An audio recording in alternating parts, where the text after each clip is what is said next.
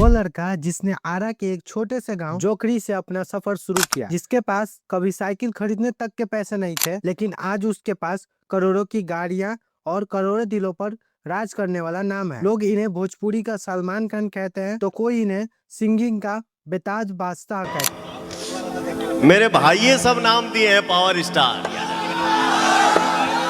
Power power एजे से शुरू होला, एजे से खत्म हुई। पावर दूसर के कहां से ले ली। लेकिन क्या आप जानते हैं जिस पावर स्टार की चमक आज पूरी दुनिया देख रही है, उसके पीछे कितनी रातों का अंधेरा, कितनी आंसू और कितनी कंट्रोवर्सी छिपी है। पहली पत्नी का सुसाइड, दूसरी पत्नी से तलाक का केस और सुपरस्टार अक्षरा सिंह के साथ वो हाई वोल्टेज विवाद।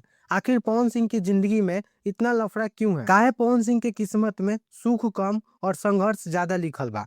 आज के इस स्पेशल वीडियो में हम पावर स्टार पवन सिंह की जिंदगी के उन प्रश्नों को पलटेंगे जिन्हें शायद ही आपने पहले कभी सुना होगा, आरा से लेकर बॉलीवुड तक और गरीब से लेकर अमीर। दोस्तों, पवन सिंह का जन्म 5 जनवरी 1986 को बिहार के भोजपुर जिले के जोखड़ी गांव में हुआ था, एक साधारण किसान परिवार में। इनके पिता के नाम श्री रामशंकर सिंह और माता का नाम श्रीमती प्रतिमा देवी। घर की हालत बहुत अच्छी नहीं थी। पवन बताते हैं कि बचपन में कभी कभी 10 रुपए की चोरी पर भी मार खाने पड़ती थी और कभी गरीबी की वजह से 2 वक्त की रोटी भी मुश्किल होती थी। आरा की गलियों में खेलत कूदत पवन के मन पढ़ाई में कम, बाकी हारमोनियम के सुर में ढेर लगत रहे। उनके चाचा अजीत सिंह खुद एक गायक थे और वही पवन के पहले गुरु बने। चाचा ने भाप लिया था कि इस लड़के के गले में साक्षात सरस्वती बसती है। पवन की शुरुआती पढ़ाई कोलकाता में हुई क्योंकि उनके पिता वहां काम के सिलसिले में रहते थे, लेकिन बाद में वो वापस आरा आ गए और अपने गांव के लोकल स्कूल से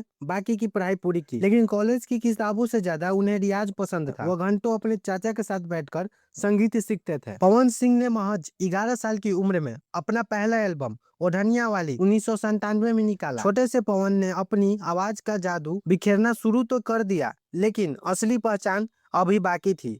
वो दौर था जब पवन साइकिल पर बैठकर कैसेट बेचने और प्रोग्राम करने जाते थे। संघर्ष कितनो रहे, बाकी पवन हार न मान ले। साल 2004 में फिल्म रंगली चुनरिया तोहरे नाम से उन्होंने एक्टिंग में कदम रखा, लेकिन साल 2008 में कुछ ऐसा हुआ जिसने इतिहास बदल दिया। गाना आया लॉलीपॉप लागेलू। इस एक गाने ने पवन सिंह को रातों रात ग्लोबल स्टार बना दिया। ये गाना सिर्फ यूपी बिहार में नहीं बल्कि क्लबों, शादियों और विदेशों में भी बजने लगा। इसके बाद पवन सिंह बन गए भोजपुरी इंडस्ट्री के सबसे महंगे स्टार। जितना चमकता हुआ पवन सिंह का कैरियर रहा, उतनी ही उलझी हुई उनकी पर्सनल लाइफ। साल 2014 में पवन सिंह ने नीलम सिंह से शादी की।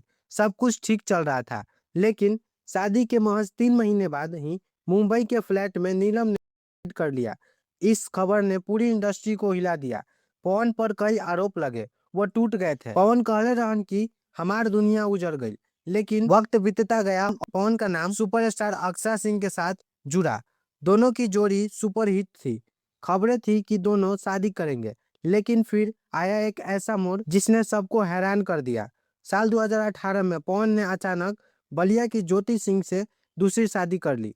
इसके बाद अक्षरा सिंह और पवन सिंह का विवाद सड़कों पर और पुलिस थानों तक पहुंच गया। अक्षरा ने गंभीर आरोप लगाए, मारपीट और धमकियों की बात कही। यह पवन का कैरियर का सबसे निचला दौर यानी डाउन पॉइंट था। विवादों के बीच भी पवन का पावर कम नहीं हुआ। उन्होंने प्रतिज्ञा, सत्या, क्रेक फाइटर जैसे एक से बढ़कर एक ब्लॉकबस्टर फिल्म दी और अब तो पवन बॉलीवुड में भी छा गए हैं। स्त्री 2 का गाना आई नहीं हो या चुमा गाना, पवन की आवाज आज पूरी दुनिया में गूंज रही है। 2024 में पवन ने राजनीति में भी कदम रखा। बीजेपी ने उन्हें आसनसोल से टिकट दिया, लेकिन विवादों के चलते उन्होंने वहां से चुनाव नहीं लड़ा। बाद में उन्होंने बिहार के काराकाट से निर्दलीय चुनाव लड़ा। भले ही वो चुनाव हार गए, लेकिन उन्होंने साबित कर दिया कि उनका जैन सलाब किसी भी बड़े नेता को टक्कर दे सकता है। अक्टूबर 2025 में वो फिर से बीजेपी में शामिल हो गए। सो दोस्तों, ये थी कहानी उस कलाकार की जिसने शून्य से शिखर तक का सफर तय किया। पवन सिंह की जिंदगी हमें सिखाती है कि टैलेंट अगर सच्चा हो तो दुनिया की कोई भी कंट्रोवर्सी आपको मिटा नहीं सकती। आज पवन के पास करोड़ों की संपत्ति है, लखनऊ में नया बंगला है, लेकिन आज भी वो खुद को आरा का वही पवनवा मानते हैं।